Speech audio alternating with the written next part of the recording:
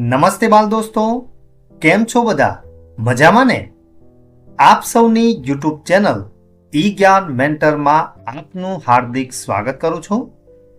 મિત્રો, આજે આપણે ધોરણ 3ના પર્યાવરણ વિષયના નવા પાઠ્યપુસ્તક આધારિત પાઠ 3, જેનું નામ છે ઉત્સવોની ઉજવણી, એના ભાગ 1ની આજે આપણે આ વિડીયોમાં ચર્ચા કરવાના છીએ.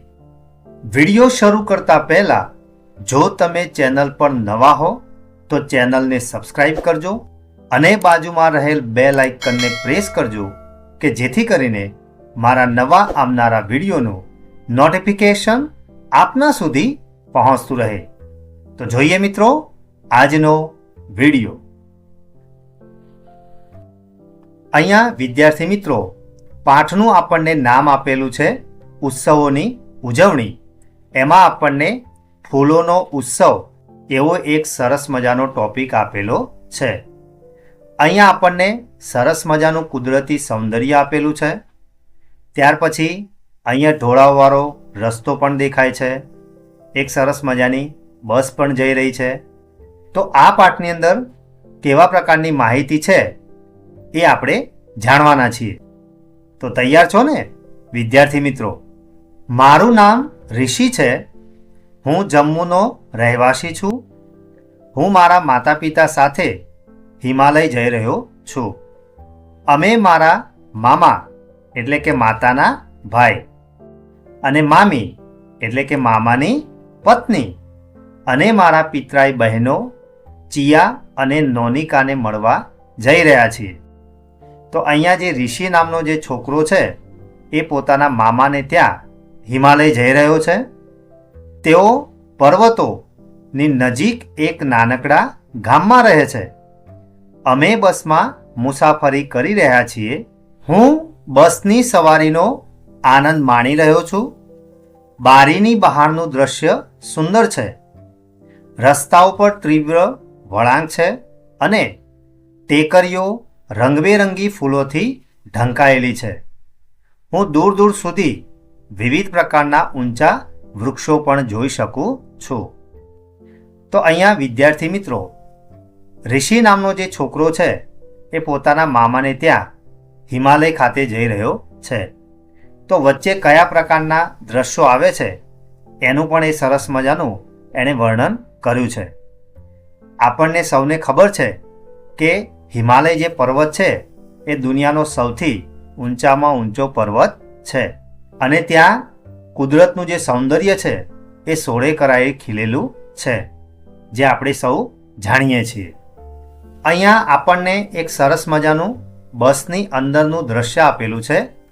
અહીંયા સૂચના લખેલી છે, હંમેશા તમારું માથું હાથ બસની અંદર રાખો. એટલે કે વિદ્યાર્થી મિત્રો, આપણે જ્યારે બસમાં મુસાફરી કરતા હોય ત્યારે હંમેશા આપણા શરીરના જે અંગો છે એ હંમેશા બસની અંદર જ રાખવા જોઈએ, કારણ કે એ આપણી સલામતી માટે હોય છે. તો અહીંયા આપણને પહેલો પ્રશ્ન કયો છે, શું તમે ક્યારેય બસમાં મુસાફરી કરી છે? અને જો હા, તો તમારા વર્ગના સહઅધ્યાયીઓને તમારો અનુભવ કહો. તો અહીંયા જવાબ લખ્યો છે મેં, હા, મેં બસમાં મુસાફરી કરી છે. બસમાં મુસાફરી કરવાનો મારો અનુભવ આ પ્રમાણે હતો. અમદાવાદથી સવારે 8 વાગે અમારી બસ રાજકોટ તરફ ઉપડી. અમારા પપ્પાએ બધાને ટિકિટો લઈ લીધી. હું બસમાં બારીવાળી સીટ પર બેઠો હતો. બસ અમદાવાદથી બગોદરા પહોંચી. ત્યાં બસ સ્ટેન્ડમાં બસ થોડીવાર ઊભી રહી. કેટલાક પેસેન્જર બસમાંથી ઉતર્યા અને બીજા પેસેન્જર બસમાં ચઢ્યા. કંડક્ટરે પેસેન્જરને ટિકિટો આપી. એ પછી બસ લીંબડીના બસ સ્ટેન્ડમાં પહોંચી. ત્યાં બસ 10 મિનિટ ઊભી રહી અને એ સમય દરમિયાન મુસાફરોએ ચા પાણી અને નાસ્તો કર્યો. ત્યાર પછી એ બસ સાયલા ચોટીલા થઈ અને રાજકોટ બસ સ્ટેશને પહોંચી. મારા કાકા ગાડી લઈને અમને લેવા આવ્યા હતા. અમે તેમના ઘરે પહોંચ્યા. અમદાવાદથી રાજકોટની બસની મુસાફરીનો જે અનુભવ છે એ ખૂબ જ રોમાંચક રહ્યો હતો. તો વિદ્યાર્થી મિત્રો, તમારે પણ તમારા જે સહાધ્યાયી મિત્રો છે એમની સાથે તમે જે જગ્યાએ મુસાફરી કરી હોય એનો અનુભવ તમારે કહેવાનો છે. બીજો પ્રશ્ન છે, તમે તમારી મુસાફરી દરમિયાન કયા કયા વૃક્ષો અને ફૂલો જોયા હતા? તો અહીંયા મેં લખ્યું છે, અમદાવાદથી રાજકોટની મુસાફરી દરમિયાન અમે ઘણા પ્રકારના વૃક્ષો અને ફૂલો જોયા હતા, જેમાં આસોપાલવ, બાવળ, ગુલમહોર, સપ્તપર્ણી, પીપળો, લીમડો વગેરે વૃક્ષો તથા બોગનવેલ, કરેણ, ગલગોટા, જાસૂદ વગેરે જેવા ફૂલો પણ જોયા હતા. તો અહીંયા વિદ્યાર્થી મિત્રો, તમે જ્યારે બસમાં મુસાફરી કરતા હોય ત્યારે બારીમાં બેઠા બેઠા જે કંઈ પણ વૃક્ષો અથવા તો ફૂલો તમે જોયા હોય એ તમારે અહીંયા લખવાના છે. ત્યાર પછીનો પ્રશ્ન છે, મુસાફરી કરતી વખતે તમારે સલામતીના કયા કયા પગલાં લેવા જોઈએ? એટલે કે આપણે જ્યારે મુસાફરી કરીએ છીએ ત્યારે આપણે કયા પ્રકારની સાવધાની રાખવી જોઈએ? તો અહીંયા જવાબ છે, આપણે બસમાં મુસાફરી કરતા હોઈએ ત્યારે આપણા શરીરનો કોઈ પણ ભાગ બારીની બહાર કાઢવો જોઈએ નહીં. ત્યાર પછી બસ ચાલતી હોય ત્યારે સીટ પર ઊભા થવું કે મસ્તી કરવી નહીં. જ્યારે મોટર કારમાં મુસાફરી કરતા હોઈએ તો આગળની સીટ પર બેસવાવાળાએ સીટ બેલ્ટ ફરજિયાત બાંધવો જોઈએ અને શરીરનો કોઈ પણ જે ભાગ છે એ બારીની બહાર કાઢવો જોઈએ નહીં. કારણ કે જો આપણે આપણા શરીરનો કોઈ પણ ભાગ જો આપણે બારીની બહાર કાઢીએ અને જો સામેથી કોઈ વાહન આવતું હોય તો અકસ્માત થવાનો સંભવ રહે છે. એટલે આપણે આપણા શરીરનો કોઈ પણ જે ભાગ છે એ ક્યારેય બારીની બહાર કાઢવો જોઈએ નહીં. ત્યાર પછીનો પ્રશ્ન છે, સાયકલ ચલાવતી વખતે અને રસ્તા પર ચાલતી વખતે તમારે સલામતીના કયા કયા પગલાં લેવા જોઈએ? તો એનો જવાબ છે, આપણે સાયકલ ચલાવતી વખતે કે રસ્તા પર ચાલતી વખતે હંમેશા રસ્તાની ડાબી બાજુએ ચાલવું જોઈએ. જ્યારે ચાલતી વખતે રસ્તાની બાજુમાં જે ફૂટપાથ હોય તો તેની પર જ આપણે ચાલવું જોઈએ. એટલે કે વિદ્યાર્થી મિત્રો, આપણે હંમેશા ટ્રાફિકના જે નિયમો છે એ નિયમોનું પાલન કરવું જોઈએ. એટલે કે આપણે રસ્તા પર ચાલતા હોઈએ અથવા તો સાયકલ ચલાવતા હોઈએ તો હંમેશા આપણે રસ્તાની ડાબી બાજુએ ચાલવું જોઈએ, જેથી કરી અને અકસ્માત થવાનો સંભવ પણ રહે નહીં. અહીંયા આપણને પ્રવૃત્તિ આપેલી છે, એમાં વિભાગ અમાં આપેલી સંજ્ઞાઓ એટલે કે સાઇન બોર્ડ્સ ને વિભાગ બમાં આપેલા તેમના અર્થ સાથે જોડો. તો વિદ્યાર્થી મિત્રો, તમે મુસાફરી દરમિયાન રસ્તા ઉપર અહીંયા જે પ્રમાણેની સંજ્ઞાઓ આપેલી છે એવી સંજ્ઞાઓ તમે જોઈ હશે ને? તો વિદ્યાર્થી મિત્રો, આ સંજ્ઞાઓ આપણને શું સૂચવે છે એ આપણે વિભાગ બમાં જે વાક્યો આપેલા છે એની સાથે આપણે જોડવાના છે. તો અહીંયા જે પહેલું જે સાઇન બોર્ડ આપેલું છે તો એને આપણે જોડીશું ગતિ અવરોધક બમ્પ. એટલે કે આવું જ્યારે પણ તમને નિશાન મળે તો આપણે એવું સમજવાનું કે માર્ગમાં આગળ કોઈક ગતિ અવરોધક બમ્પ આવેલો હશે. ત્યાર પછીની જે સાઇન છે તો એમાં આપણે લખીશું કે આગળ શાળા છે. કારણ કે અહીંયા જે સાઇન બોર્ડ આપેલું છે એમાં આપણને વિદ્યાર્થીઓ ચાલતા હોય એવું દેખાય છે. ત્રીજું સાઇન બોર્ડ છે એમાં ગાડી પાર્ક કરવી નહીં. એટલે કે અહીંયા ઊભી એક આપણને ચોકડી મારેલી છે એટલે અહીંયા પાર્કિંગ કરવું નહીં એવો એનો મતલબ થાય છે.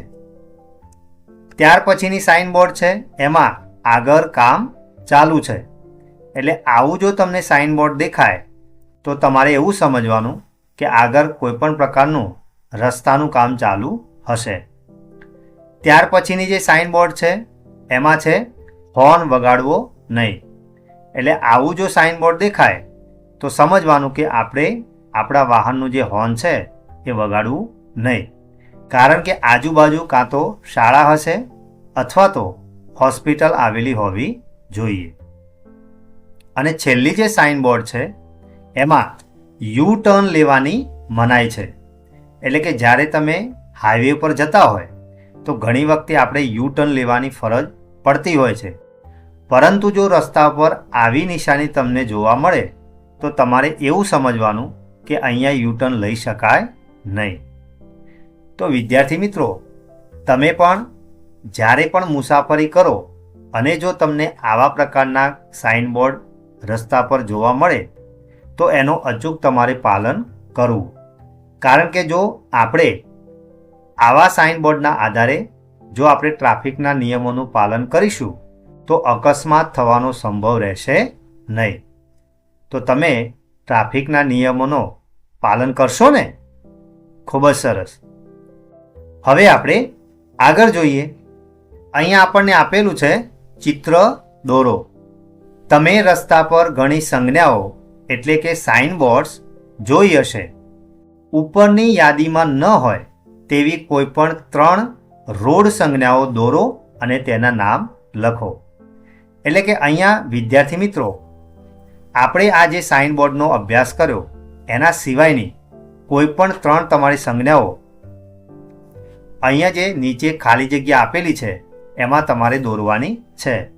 તો મેં અહીંયા પહેલી લખી છે સ્ટોપ. એટલે કે આવું કોઈ પણ જગ્યાએ લખેલું હોય તો એનો મતલબ એવો થશે કે અહીંયા આપણે ઊભા રહેવાનું છે. બીજી મેં સાઇનબોર્ડ અહીંયા દોરેલી છે તો અહીંયા 30 લખેલા છે. એનો મતલબ એવો થાય કે તમારું જે વાહન છે એ 30ની ઝડપે દોડાવવાનું છે.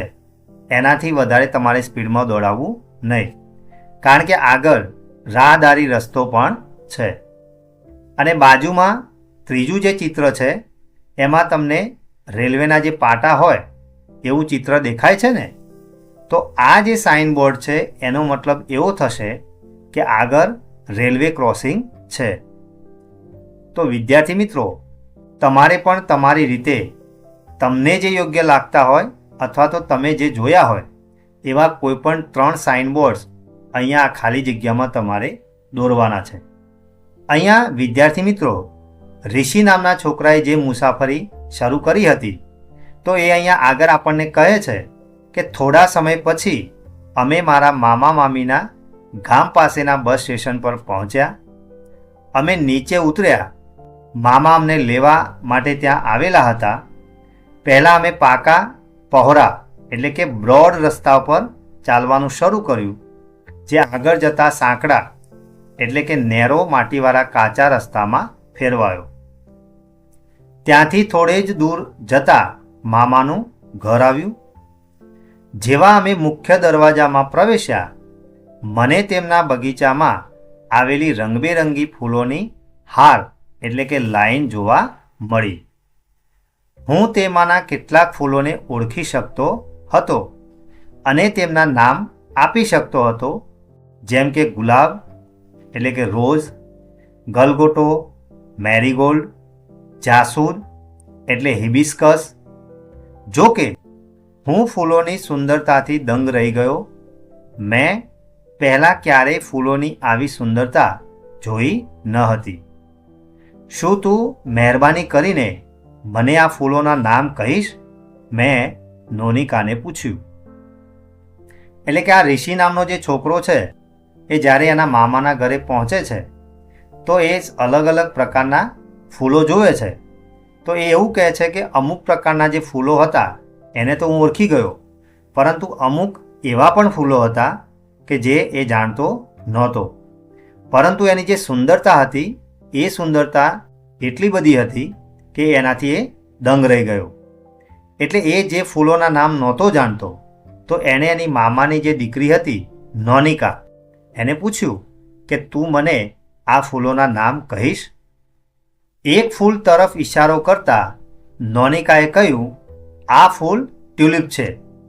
તો અહીંયા જે વિદ્યાર્થી મિત્રો, બાજુમાં આપણને જે ચિત્ર આપેલું છે એ ટ્યુલિપનું છે, એટલે કે પોયણું. ત્યારબાદ મામીએ બાળકોને બપોરના ભોજન માટે બોલાવ્યા. બધાએ ગરમ ભાત સાથે કાશ્મીરી વાનગી હાખ એટલે કે એક પ્રકારનું પાંદડાવાળું શાક એ ખાધી. તે ખરેખર સ્વાદિષ્ટ હતી. વિદ્યાર્થી મિત્રો, દરેક પ્રદેશની અલગ અલગ પ્રકારની વાનગીઓ હોય છે. તો અહીંયા જે કાશ્મીરી જે વાનગી છે જેનું નામ છે હાખ, જે એક પ્રકારની પાંદડાવાળી શાકભાજી હોય છે. શું તમે જાણો છો કે દર વર્ષે આ સમયમાં અમારે ત્યાં કાશ્મીર ટ્યુલિપ ઉત્સવનું આયોજન કરવામાં આવે છે? નોનિકાએ ભોજન લેતા કહ્યું. એટલે કે આ ટ્યુલિપ જે ઉત્સવ છે એનું આયોજન દર વર્ષે કાશ્મીરમાં કરવામાં આવે છે. અમારે ત્યાં પણ વસંત ઋતુ એટલે કે સ્પ્રિંગમાં લાલ રંગના સુંદર ફૂલો ખીલે છે, જેમને બુરાંશ એટલે કે રોડોડેન્ડ્રોન કહેવામાં આવે છે, એવું મેં કહ્યું. એટલે કે ઋષિએ નોનિકાને જવાબ આપ્યો કે અમારે ત્યાં વસંત ઋતુનો ઉત્સવ ઉજવાય છે અને જેને બુરાંશ કહેવામાં આવે છે. મેં ચિયા અને નોનિકાને અમારે ત્યાં ઉજવાતા વસંતોત્સવ વિશે કહ્યું. મેં તેમને જણાવ્યું કે અમે કેવી રીતે રાઈ એટલે કે સરસવ અને બુરાંશના ફૂલોને અમારા પડોશના દરેક ઘરના દરવાજે મૂકીએ છીએ. વડીલો અમને આશીર્વાદ એટલે કે બ્લેસિંગ્સ આપે છે, તેમજ ચોકલેટ અને મીઠાઈઓ પણ આપે છે. એટલે કે વિદ્યાર્થી મિત્રો, દરેક જે ઉત્સવ હોય એનું અનેરું મહત્ત્વ હોય છે, જે ચોક્કસ પ્રદેશ અને એની સંસ્કૃતિ સાથે એ ઉત્સવો જોડાયેલા હોય છે. તો અહીંયા નોનિકા અને ચિયા અને ઋષિ પોતપોતાના વિસ્તારમાં જે પ્રમાણેના ઉત્સવો ઉજવાય છે તેની અહીંયા વાતો કરે છે. ચિયાએ ઉત્સાહથી કહ્યું, કેરળની મારી મિત્ર ઉન્ની આ સમયે વિશુ નામનો એક તહેવાર ઉજવે છે. હવે કેરળમાં જે એની મિત્ર છે ઉન્ની, એ જ સમય દરમિયાન વિશુ નામનો એક તહેવાર ઉજવે છે. તેઓ વિશુ કાની બનાવવા માટે ઘરમારાના ઘણા બધા પીળા ફૂલો, ફળો અને શાકભાજીનો ઉપયોગ કરે છે. એટલે કે ત્યાં કેરળમાં આ જે વિશુ કાની બનાવવા માટે અલગ અલગ પ્રકારના ફૂલો, ફળો અને શાકભાજીનો ઉપયોગ કરવામાં આવે છે, જે અહીંયા તમને બાજુમાં એનું સરસ મજાનું ચિત્ર પણ આપેલું છે. મામીએ અમારી વાતચીતમાં જોડાતા કહ્યું, વસંત એ કુદરત એટલે કે નેચરનો ઉત્સવ છે. એટલે કે વસંત ઋતુ જ્યારે આવે છે ત્યારે પ્રકૃતિ સોળે કરાએ ખીલી ઉઠે છે, અને એટલે જ મામી એવું કીધું કે વસંત જ્યારે આવે છે તો એ કુદરતનો જ એક ઉત્સવ છે. કડકડતી ઠંડી પછી સૂર્ય વધુ તેજસ્વી બને છે. આપણે આપણી આસપાસ ફૂલો ખીલતા, ઘાસ ઉગતા અને વૃક્ષો પર નવા પાંદડા આવતા જોઈએ છીએ. જ્યારે હું મારી આસપાસના સુંદર એટલે કે બ્યુટીફુલ અને કલરફુલ રંગબેરંગી ફૂલો જોઉં છું ત્યારે મને કેટલો આનંદ થાય છે, તે વિશે મેં મામી, ચિયા અને નોનિકાને કહ્યું. થોડા દિવસ પછી અમે ઘરે પાછા ફર્યા. કુટુંબ સાથે વિતાવેલ વેકેશન અને તે મુલાકાત યાદગાર હતી. તો વિદ્યાર્થી મિત્રો, અહીંયા ઋષિએ એના મામાના ઘરે જે વેકેશનમાં જે મુલાકાત કરી હતી અને ત્યાં એને જે યાદગાર અનુભવો થયા એના વિશેની સરસ મજાની વાત એ અહીંયા એને આપણને કરી. તો તમે પણ તમારા મામાના ઘરે જતા જ હશો ને? તો તમારે પણ ત્યાં ગયા પછી ત્યાં કયા કયા પ્રકારના ઉત્સવો ઉજવાય છે, ત્યાંની સંસ્કૃતિ કેવી છે, ત્યાંનું આજુબાજુનું વાતાવરણ કેવું છે, એ બધું જ તમારે ત્યાંનો અનુભવ કરવાનો. અને એ તમે વેકેશન પૂર્ણ કર્યા પછી જ્યારે તમે સ્કૂલમાં આવો તો એ તમારો જે અનુભવ છે એ તમારે તમારા વર્ગખંડમાં પણ શેર કરવાનો, જેથી કરીને બીજા વિદ્યાર્થીઓને પણ એ વિસ્તાર વિશેની માહિતી મળે. તો એવું તમે કરશો ને? ખૂબ જ સરસ. વિશુ કાની મલયાલી નવા વર્ષના પ્રથમ દિવસે મનાવવામાં આવતી શુભ વિધિ છે. સૂર્યોદય સમયે શુભ વસ્તુઓના દર્શન કરવાથી આગળનું વર્ષ ફળદાયી અને સમૃદ્ધિ લાવનારું બનશે તેવું માનવામાં આવે છે. એટલે કે આ વિષુકાની જે ઉત્સવ છે એ મલયાલી જે લોકો છે એમના નવા વર્ષનો પ્રથમ દિવસ માનવામાં આવે છે. એ રીતે આપણે કારતક મહિનાના પ્રથમ દિવસે નવા વર્ષની ઉજવણી કરીએ છીએ, એવી જ રીતે અહીંયા મલયાલી નવા વર્ષના પ્રથમ દિવસે આ વિષુકાની જે વિધિ છે એ કરવામાં આવે છે. હવે આપણે વિદ્યાર્થી મિત્રો આગળની પ્રવૃત્તિ જોઈએ. અહીંયા આપણને પ્રવૃત્તિ 2 આપેલી છે. એમાં ગાઓ અને આનંદ કરો.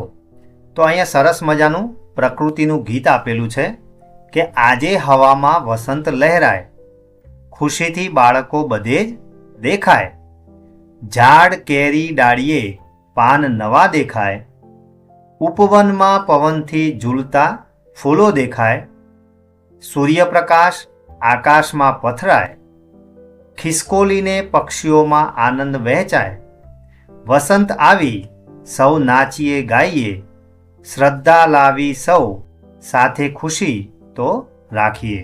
તો અહીંયા વિદ્યાર્થી મિત્રો વસંત ઋતુના આગમનની જે તૈયારીઓ ચાલતી હોય છે, તો એ સમય દરમિયાન પ્રકૃતિમાં કયા કયા પ્રકારના ફેરફારો થાય છે એનું આ સરસ મજાનું ગીત છે.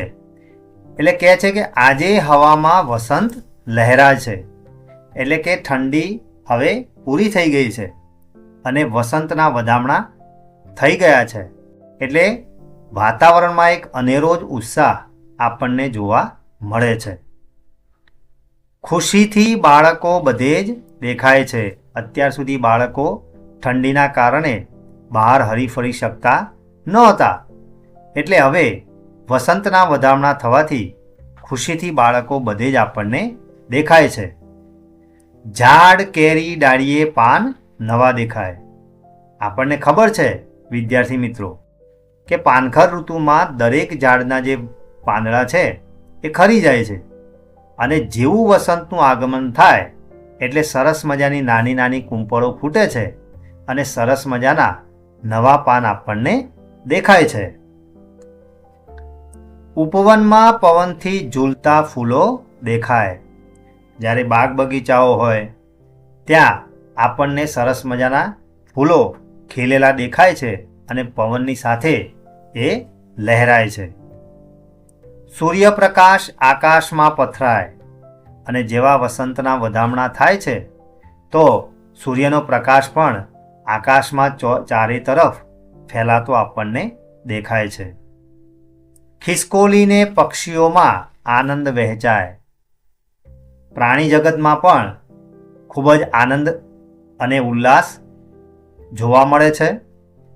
જેમ કે અહીંયા ખિસકોલી અને પક્ષીઓ એ વસંત ઋતુ આવવાથી ખૂબ જ આનંદ વિભોર બની જાય છે. વસંત આવી સૌ નાચીએ ગાઈએ. અને અહીંયા જે લોકો છે એ એકબીજાને કહે છે કે હવે તો આપણે નાચવાનું છે, કારણ કે વસંતના વધામણા થઈ ચૂક્યા છીએ, એટલે પ્રકૃતિનું જે સૌંદર્ય છે એ પણ સોળે કરાએ ખીલી ઉઠ્યું છે. એટલે આવો આપણે સૌ ભેગા મળી અને નાચીએ અને ગાઈએ. શ્રદ્ધા લાવી સૌ સાથે ખુશી તો રાખીએ. તો અહીંયા એકબીજાની સાથે ખુશીઓ વહેંચવાની વાત છે. આપણે ખુશ હોઈએ તો એ તો બરાબર છે, પણ આપણી સાથે બીજા લોકો પણ ખુશ થાય એ પણ જોવાની જવાબદારી આપણી છે. એટલે અહીંયા વિદ્યાર્થી મિત્રો આ કાવ્યમાં આપણને પ્રકૃતિનું જે દર્શન છે એ અહીંયા કરાવવામાં આવ્યું છે. વસંત ઋતુનો જ્યારે વધામણા થાય છે ત્યારે પ્રકૃતિ કેવી સોળે કરાએ ખીલી ઉઠે છે એ આ કાવ્યમાં આપણને બતાવવામાં આવ્યું છે. તો હવે બાળ દોસ્તો આપણે આ જે કાવ્ય છે એના આધારે આગળની આપણે પ્રવૃત્તિઓ જોઈએ. અહીંયા પ્રશ્ન 1માં આપેલું છે, નીચે આપેલી દરેક ઋતુ માટે તમારા વિસ્તારમાં ઉજવાતા તહેવારોના નામ તમારા વડીલોને પૂછો. એટલે કે આપણી જે મુખ્ય ઋતુઓ છે ઉનાળો, ચોમાસું અને શિયાળો, તો એ ઋતુઓ દરમિયાન તમારા વિસ્તારમાં કયા કયા પ્રકારના તહેવારો ઉજવાય છે એ તમારે તમારા વડીલોને પૂછવાના છે. તો મેં અહીંયા લખ્યા છે ગ્રીષ્મોત્સવ, વસંતોત્સવ, અખાત્રીજ અને શરદોત્સવ. પ્રશ્ન 2 આપેલો છે, આ તહેવારો દરમિયાન બનાવવામાં આવતી ખાસ વાનગીની યાદી બનાવો. તો આ જે આપણે તહેવારો ઉજવીએ છીએ એ તહેવારો દરમિયાન તમે કયા કયા પ્રકારની વાનગીઓ બનાવો છો એની આપણે યાદી બનાવવાની છે. તો અહીંયા સૌથી પહેલાં ઉનાળો આપણને આપેલો છે. તો એમાં જે તહેવારો આપણે ઉજવીએ છીએ એ છે વસંત પંચમી અને અખાત્રીજ. તો એ ઉત્સવોમાં આપણે કયા કયા પ્રકારની વાનગીઓ બનાવીએ છીએ? તો એમાં કેસર ભાત, લાપસી, આ પ્રકારની વાનગીઓ આપણે આ તહેવારોમાં બનાવીએ છીએ. જ્યારે ચોમાસામાં કયા પ્રકારના ઉત્સવો ઉજવાય છે? તો શરદ પૂર્ણિમા છે, રક્ષાબંધન છે. અહીંયા વિદ્યાર્થી મિત્રો મેં જે મુખ્ય જે તહેવારો છે એના જ અહીંયા નામ લખ્યા છે. એટલે તમે પણ તમારી રીતે બીજા જો આવા તહેવારો તમને જાણતા હોય તો એ તમે અહીંયા લખી શકો છો.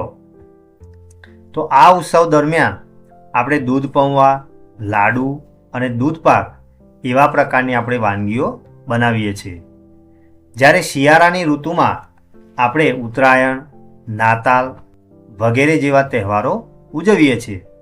તો એ તહેવારો દરમિયાન આપણે તલના લાડુ, ચીક્કી, ઊંધિયું અને કેક આવા પ્રકારની આપણે વાનગીઓ બનાવીએ છીએ અને એનો આનંદ આપણે માણીએ છીએ.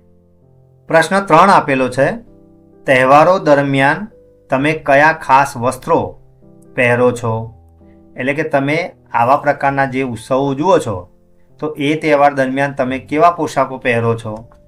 તો અહીંયા હોળી અને ધૂળેટીના તહેવારમાં સુતરાઉ કાપડના કપડાં, દિવાળી અને બેસતા વર્ષના દિવસે નવા વસ્ત્રો, જ્યારે નવરાત્રિમાં ચણિયાચોળી અને જબ્બા પહેરીએ છીએ. એટલે કે આ જે આપણા મુખ્ય જે તહેવારો છે એ તહેવારોમાં આપણે કયા પ્રકારના કપડાં પહેરીએ છીએ એની મેં અહીંયા યાદી બનાવી છે. તમે પણ બીજા જે તહેવારો છે એમાં તમે કયા પ્રકારના વસ્ત્રો પહેરો છો એ તમે તમારી જાતે લખી શકો છો. અહીંયા આપણને આગળ પ્રવૃત્તિ 3 આપેલી છે. નીચે આપેલી યાદીની ખાસ વાનગીને તેના સંબંધિત તહેવાર સાથે જોડો. તો અહીંયા પહેલો તહેવાર છે બિહુ, છઠ પૂજા, નાતાલ, ઈદ ઉલ ફિત્ર, હોળી, ઓણમ અને ઉગડી.